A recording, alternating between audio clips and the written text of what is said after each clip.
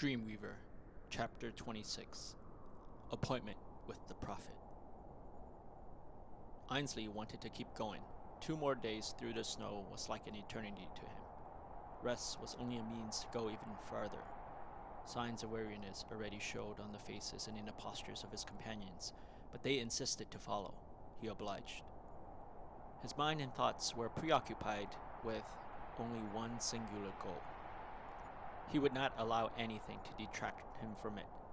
This steadfastness allowed him to push through his physical limits even when his joints grinded on glass shards and lactic acid poured from his muscles, etching his bones and coursing his arteries in a fruitless search for deliverance. Snow, fatigue, pain, marauders, none of it made a difference to him. He was close. The crazed fellow had told him to go due north to find the Marauders' camp, situated within the shell of a once proud city. This was their stronghold, and Ainsley was eager to infiltrate it. The interstate highway they followed brought them to an overpass, beyond which the city's skyline opened against the gray sky. Ainsley stopped to catch his breath and to wait for Priscilla and Isaac. At last, they were here. A surge of joy effused from some hidden depth and diluted much of the weariness that plagued Ainsley's mind and body. "What now?" Priscilla asked. "I'm going to find the prophet," Ainsley said. "Who?" Isaac asked. "Their leader. The Guardians believe in their great purity. The Marauders have a prophet who predicted the end of the world and had them stocked weapons and food in bomb shelters. That's why he's so revered amongst them." "So he knew this would happen?" "People like the prophet have been saying the world is going to end for the past 2 to 3 decades and kept pushing back humanity's deadline whenever it did." Ainsley patted Isaac on the shoulder. "Do we really look forward to our own extinction that much?" "We're not extinct," Priscilla answered. "As long as there's Earth, there'll be man. Maybe we'll even outlive the planet." Ainsley smiled. "All things with a beginning have an end. Nothing can escape that cycle. So maybe someday, far, far away, but certainly not now. Humanity will fight to gasp that last breath," he thought. "Every day, every minute, every second, every breath, every heartbeat. A battle to live." Yet, as he continued to take his steps toward the city, Ainsley couldn't help but wonder whether his journey would lead to an end. A brush of winter wind pricked his skin, and he buried the thought deep, deep down. Ainsley found them at a downtown intersection. The green street signs showed that they were at 5th and Pine. 2 armed men were smoking, their automatic rifles leaning casually and harmlessly by the wall of the building. Apparently on guard duty, but either overly confident of their camp's defenses or immensely lazy, the 2 were lax. Ainsley was within 10 feet of them and had firmly planted his sword in the ground before they noticed him and fumbled for their weapons. "Don't you dare move," the older-looking of the 2 exclaimed. Ainsley could see that they were standing on shaky knees, a welcoming but also dangerous sign. A nervous twitch of the finger could send a spray of bullets his way. "What is that on your back?" the younger man asked, eyes thin to fine lines as he stared curiously. "Take me to your prophet," Ainsley said. They sneered. "Prisoners don't make demands." "Who said I'm the prisoner?" For the first time that early morning, they started to seriously survey the area. Around street corners were shapes and silhouettes, and enemies lurked behind trees and in shadows. Every breeze was their breath, and their position on 5th and Pine suddenly felt very vulnerable. "Where are the others?" the young man demanded. "Everywhere. I represent the people, and we want to talk with the prophet. We know you have guns, but if that was the only thing that mattered, you won't be pushed to your current state." Ainsley lifted his hands in supplication. The old man signaled for the younger comrade to pat down Ainsley. The young man did so, and even continued on to Eva, but the coldness of her flesh made him withdraw. "Fred, they're clean." The man named Fred then waved Ainsley forward, and the 3 moved through the old streets of the downtown metropolis. Ainsley felt eyes peering down at them from sentries posted at strategic lookouts within the surrounding buildings, but none made an appearance. He was led another 2 miles to an industrial campus. The dead silence of an abandoned city gave way to the hubbub of a small community. Gates were fully manned, and guards glared down from rooftops, while more were on patrol around the campus's perimeter. There were civilians too, mostly huddled in small groups carrying out various tasks, such as cooking or servicing the large number of vehicles scattered throughout the compound grounds.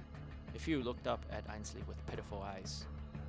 Ainsley's captors escorted him to a 5-story building, the import of which was signified by the density of armed guards around the structure. Jeeps mounted with Gatling guns fenced off the entrance. Fred, singling out the man in charge, waved to him. "Commander Patterson, this one seeks an audience with the Prophet." Patterson, reeking of alcohol and cigarettes, leaned in close like a myopic man without glasses and examined Ainsley. "What's with the body?" he asked. "That's not your concern," Ainsley replied. The man gave a throaty laugh that was coated with celluloid toughness. "Bet it ain't. Anything that has to do with the Prophet's safety is my concern." "Does she look like she can hurt anyone in her condition? Or I, for that matter?" Eva's state was self-evident, and indeed, even Ainsley was looking very haggard. Travels had aged him significantly, but it was his eyes that convinced Patterson. They contained something familiar that he had seen many times over in the looks of dying men, stubbornly clinging to life or hope that no longer belonged to them. Pathetic, he thought. But men like that weren't dangerous because they were already dead. He bet this man came from one of the nearby communities to negotiate tribute terms. Inwardly, he smiled, knowing there would be no negotiation. Why should the strong sympathize with the weak? Patterson walked to the glass door and graciously held it open, gesturing for them to enter. What had been an office complex was turned into both a command center and living quarters for the high-ranking Marauders. At every floor, there were men and women scurrying about in a state of fret. Ainsley caught glimpses of military maps tacked on walls and punctured with symbols delineating allies and enemies in some makeshift war campaign the Marauders were in since the beginning of the end. Loud disputes over military strategies boomed from closed doors while muted whispers snuck around hallways. If there were any sympathy for these delusional warmongers, it was easily overcome by a sense of sickening revulsion. Ainsley wondered whether reality made any sense to them. The world was dying, and here they were like children playing under the roof of a burning house. The very land these Marauders inhabited once had a cool oceanic climate, but had since turned into a wintry waste. Yet all that the men and women here were concerned with was winning some unknown war that only they waged. Against the wretched few who survived, or against the Guardians who considered them to be no more than rogues and bandits, but hardly a real threat. The 5th floor of the building was very different from the 4 floors below it. Devoid of any militaristic emblem and the constant commotion, the floor appeared to be dedicated to some spiritual undertaking. White marble tiles replaced the carpeted ground, and live plants and miniature ponds teeming with aquatic life decorated the wide, spacious area. 2 women, both wearing collars and chains, greeted them with reverence and escorted Ainsley and Patterson onward while Fred and the young man took their leave. The entire floor was generously partitioned, and the room they entered was no different. In appearance, the furnishings were much more lavish than the simple aesthetics of the reception area. Ornate rugs covered the tiles, tapestries hung from the high ceilings, plush pillows scattered about the floor. By the fireplace, a heavy-set man was in deep meditation when Ainsley entered. Patterson gestured for Ainsley to be silent. After several more minutes, the man gradually opened his eyes and struggled to his feet, assisted by the 2 women. "Welcome," he said, smiling. "I am Mark, but my comrades here honor me with the title of Prophet." Ainsley stared past him toward the fire. The reflection of the flames in Ainsley's dark eyes momentarily caused Mark to flinch. He had seen something terribly violent and wicked in them, but when Ainsley turned his focus to him, there was nothing abnormal about his gaze. "I'm Ainsley. I come because," Mark nodded knowingly, "to discuss the terms of tax." "Tax?" "That's what it is. We provide structure to a disorganized world, but we need supplies to continue functioning." "Where are you from?" "South of here. There is a small settlement."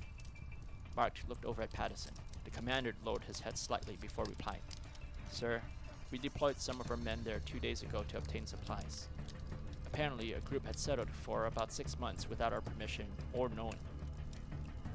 We don't want there to be any more casualties," Ainsley commented, continuing his role as village representative. "You see what the problem is, son? It is greed. Free riders. People want protection, but nobody is willing to pay. Probably too young to remember, but back in the days, people used to call us gun nuts or doomsayers. But look at it now. Who was right about preparation? We are." "I understand," Ainsley said. "But not convinced?" You see Sarah and Linda here? Mark patted the kneeling woman's head. They honor me with their loyalty, and I give them freedom. There's no longer any worry on their part for food, warmth, safety, or anything that may plague your people now. Right, my beauties? The women smiled, but Ainsley saw the lie in their eyes. Mark continued, if you and your people give us your allegiance, you too could be free. He glanced at Eva, and his face scrunched. We even have nurses around who can take a look at your... wife? Friend, Ainsley corrected. Mark nodded. Now, do you want to hear the payment terms? The freezing winter land doesn't offer much in terms of dry firewood. Many of us had to salvage insulation from the other houses and even tore some of them down for fuel. Perhaps we can obtain permission to move closer to the base. Ainsley looked directly at Mark and lowered his voice as if about to impart a secret.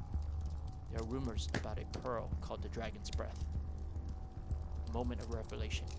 Ainsley watched and waited. His heart threatened to shatter with the slightest plead of ignorance or look of confusion that hinted at the jewel's non-existence. But Mark paused a little too long. Look, sir, if we help you find it, would you let our people relocate? Ainsley implored. By the time he heard the mechanical cocking of a gun, the cold steel was pressed tightly against his temple. Who are you? How do you know it's missing? Patterson asked. I'm merely a representative for my people. I've heard stories about the Dragon's Breath and how its heat can warm an entire village. He slowly extended a finger, pointed at the fireplace. What use would that be if it were here? Or for the others to huddle in the cold outside? Mark let out a boisterous laugh. I see why they sent you. An observant man, aren't you? He waved off Patterson, and the pressure on Ainsley's temple disappeared. I have over 1,000 men and women here. How do you suppose you can help me? With over 1,000 capable men and women, you still cannot find an answer. Perhaps it is a good opportunity to try another method. I'm afraid if I tell you what the problem is, you would be shaking in your shoes. But I do admire your courage for even daring to make such a proposition. It is too much for a simple civilian. Then let this civilian sacrifice himself for your greater cause, Ainsley said, maintaining his gaze as he closed on the shorter Mark. Patterson reached out to stop him, but Ainsley moved surprisingly fast. Grappling the commander's extended hand, Ainsley kicked at the man's shin while pulling him forward. The women gasped as Patterson flopped onto the floor. I am much more capable than you may think, sir. At the onset of the tussle, Mark had retreated several paces, but seeing Ainsley make no attempt at his life, returned to his initial position. Patterson had recovered somewhat from the takedown and backed cautiously away from Ainsley. You are a capable man, Mark conceded and sighed. However, you are no match for them. For whom? The Kinglans. Frankly, we don't really know what they are exactly. Commander Patterson, can you brief our friend Ainsley proffered. Ainsley on the Kinglans. Wiping the few droplets of blood from his lips where he had bitten it, Patterson reported through gritted teeth. About 3 months ago, our northernmost base was attacked during the night by an unknown but powerful force, which we have since determined to be the Kinglans, as they call themselves. We were forced to evacuate the Prophet and pull out of there. Subsequent attempts to reclaim the territory were unsuccessful. Intel reports 3 Kinglans, though we cannot be certain because no one who is in position to give a more detailed and accurate account ever returns. All we know is that these things are humanoid in appearance, but are much more powerful than even the Guardians. Why they wanted the Dragon's Breath is unknown. At the mention of the coveted jewel, Mark shook his head. Ever since I found the pearl 8 years ago by the seashore, it had been a gift to our people. Though the ashes had changed the climate so drastically, we were still able to maintain a certain level of normalcy because of it. With the Guardianship's invasion, many of our comrades retreated northwest, making the Dragon's Breath even more strategically vital. Yet our resources cannot be deployed on 2 fronts in protracted warfare. Ainsley heard the words, but he was no longer listening. He wanted to leave. How far is the base from here? Patterson looked at his Prophet for clearance, and having received it, divulged the information. 48 degrees north, 122 degrees west, so it should be an hour or 2 by car. Ainsley would have forcibly taken one of their vehicles now if he weren't so outnumbered. Instead, he calmed himself in order to finish his row. When I steal the pearl back, I ask that you allow us the same opportunity to partake in its glory as the rest of your soldiers, sir. Mark looked Ainsley over once more. Trust certainly wasn't an easy trait for the man, but after some deliberation, he finally nodded his approval. As long as you all accept our governorship.